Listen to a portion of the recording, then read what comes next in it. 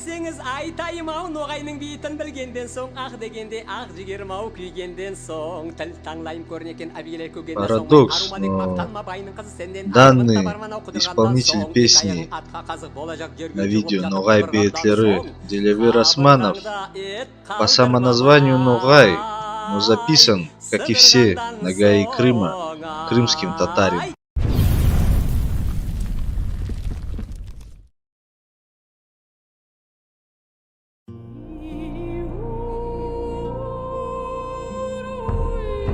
Золотоордынский этнос, сохраняя единство в течение многих веков под самоназванием Ноғай, арабизировано Нуғай, стал общеупотребительным в европейских и русских источниках, начиная с XIII века. Связанный с золотоордынским военно-политическим деятелем Беклербеком Ноғаем, применялся для обозначения кочевой части населения Золотой Орды от Дуная до Прикаспия, вытеснившая предшествующую этнонимическую номенклатуру, такие как половцы-кипчаки, печенеги, асаланы, торки и другие. Но стоит отметить, что этноним Ноғай был известен в мировой истории под экзоэтнонимами, то есть этноним, не употребляющийся местным населением или народом, в том числе и на официальном уровне, однако используемый по отношению к ним внешними сообществами. Такими экзоэтнонимами можно назвать названия как ногайские татары, тюменские татары, астраханские татары и крымские татары, в зависимости от ареала.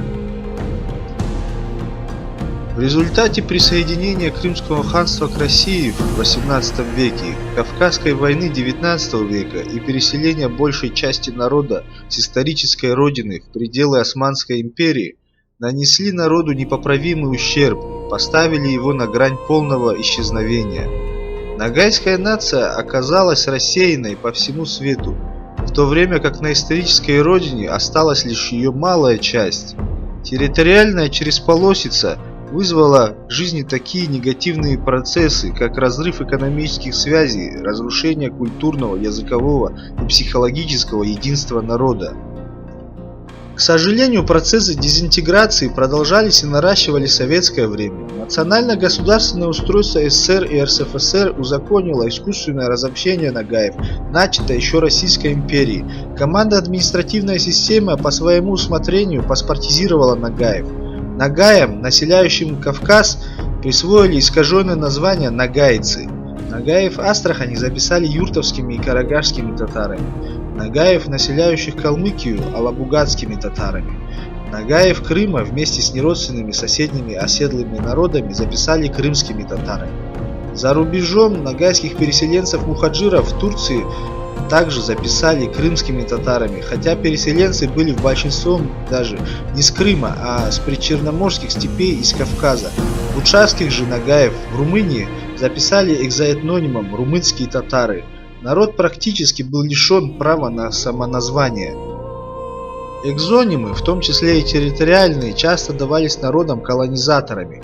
Еще один пример такой схемы, а также иллюстрация того, что исторические экзонимы со временем могут приобретать оттенок неуважительности – ситуация с бушменами.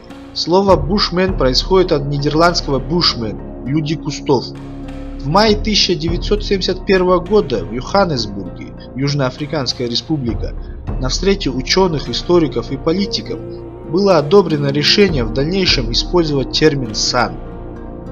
Нередко экзонимы даются для развлечения народов, имеющих разную национальную самоидентичность.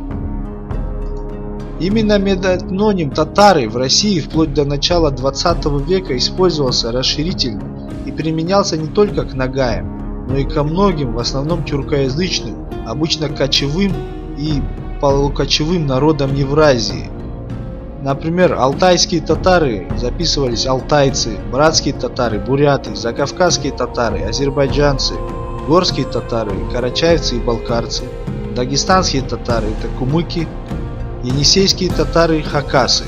Ногайский вопрос вышел на одно из важнейших мест в политике и научной среде. В конце 20 века активизировались претензии соседнего государства и ряда тюркских народов на ногайское историческое наследие. Кроме Казахстана, который давно пытается присвоить ногайское историческое наследие, На политическую сцену желающих закрепить ногайские субэтносы за своими народами вышли национальные элиты из волжских и крымских татар. Используя отличия в экзоназваниях ногайских субэтносов, они намеренно отделяют нагаев Крыма и юртовских нагаев Астрахани от основной ногайской части, проживающих на Кавказе, указывая на различия в названиях. Так, у юртовских нагаев самоназвание пишется через «у» – «нугай», а у крымских пишется через твердый знак после буквы «г», то есть «ногай». Нужно отметить, что современные крымские татары представляют собой три разных субэтноса. Это таты, ялыбойцы и нагаи. Таты – это горское население Крыма, потомки греков, армян и других оседлых народов, которые подверглись оттюречиванию. Внешне таты похожи на жителей Восточной Европы. Ялыбойцы же – уроженцы южного берега Крыма, потомки малоазийских турков, греков и генуэзцев, которые влились в состав крымско-татарского этноса аж после 1774 года, когда Турция отказалась от своих владений на южном берегу Крыма в пользу Крымского ханства. И только крымские нагаи являются настоящими наследниками Крымского ханства, кочевого государства, осколка Золотой Орды. Сегодня крымско-татарская национальная элита, состоящая из татов и алыбойцев, всеми силами пытается отдалить нагаев Крыма от остальных нагаев, всячески пытается переписать историю нагаев Крыма в выгодной для себя трактовке, где нагаи Крыма не имеют отношения к остальному нагайскому этносу. Что касается политики волжских татар к юртовским нагаям, то пик их активности пришелся на советские годы, когда Казань присылала в астраханские школы юртовских нагаев волжско-татарских преподавателей татарского языка. Сегодня для этнических общностей с экзонимами юртовских, крымских, буджакских, алабугатских татар и нагайцев должен быть возвращен исторически сложившийся этноним Ногай, адекватный его самоназванию. Детермирование нагаев в официальных документах на русском языке и в переписях населения экзонимами юртовский, алабугатский, крымский, румынский татарин и нагаец ничем не обосновано.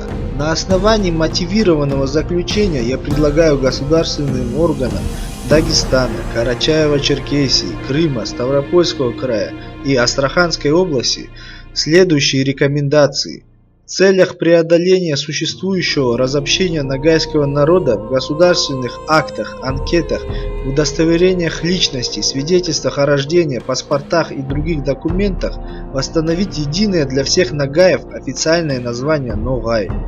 Государственным органам вышеперечисленных субъектов Федерации принять специальные решения по указанному вопросу и считать их обязательными для всех нагаев, включая проживающих за пределами названных республик. Обязательно подписывайтесь на канал и ставьте лайк.